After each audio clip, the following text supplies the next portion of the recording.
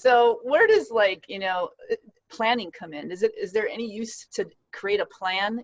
Like, for instance, I sold my home and moved into a motor home, and now I'm visiting some family. And then after that, I just have to make it up after that. I don't know what the hell I'm supposed to do, and I don't have a plan. And part of me is like, oh, well, let's just let it unfold, and let's just see where it goes. And we don't have to make a plan. But that scares the shit out of me, or the ego, or whatever it is. But so is there a place for planning, or do I just literally be and allow and get all that out of the way? You have to see what works. The one thing is, if you're going to make plans, don't be attached, because God has its own plans, and that's what's going to transpire. So things are going to go as they are destined to go, no matter what your particular plans are. And you've seen this happen many times in your life, where you've had definite plans and things went another way. Okay, and sometimes you have plans and things go exactly as you had planned. So it's like that. But you're not actually driving this car. So as long as you're not attached to the outcome, then make whatever plans you want to make, And I don't think plans are a bad thing. I make plans, but sometimes they don't turn out. You don't know what God has in mind. But, it's a useful function of the mind to have a basic plan, so like even this satsang, right? So I had to have a plan. I had to have a shower. I had to, put on a white shirt. I had to hook up to Zoom. I had to make the time, make sure it was available, turn off the phone, etc. So I had these plans. I made certain arrangements to make it all happen. The mind takes care of that. So it's a function of the mind, so it's fine. But sometimes things don't turn out. We could have had an electrical storm and I might not have had internet. You don't know how things are going to turn out. So just stay with your whatever feels appropriate to you. Sometimes you just want to wing it and see what happens. And sometimes that'll work and sometimes it won't.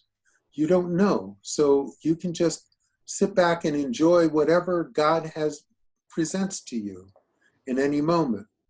Yeah, so it's good. It's good. It's kind of, I like what's going on in your life is a test of your trust and your expectations, you see? So, sometimes you have a particular idea in mind, and it's not what God has in mind. So there always should be a level of surrender to God's will, and even if you're making plans according to your will, and even if you're not making plans, that's still what you want to do. It may work and it may not, and you'll learn and you'll see. But it's not in your hands. Well, the original plan was to have no plans, and now all of a sudden I'm laying in bed at night thinking, you better have a plan because shit could go down and you could be in trouble. Or I don't know, it's just... Well, my preference is to go with the flow. Yes, that would be nice as long as you can live in peace, because if your mind's just freaking out all the time, that's not going to work out well for you. So make up a story. Make up a story that keeps the mind at least feeling a little bit comfortable, because it's going to be more difficult for you if your mind's all freaked out all the time. Then no matter what happens, it's not going to be easy. It's going to be very uncomfortable. So yeah, but just know that truly your life is not in your hands. It can't be. Because what's going to happen has already happened. There's a book somewhere, and your story is in it.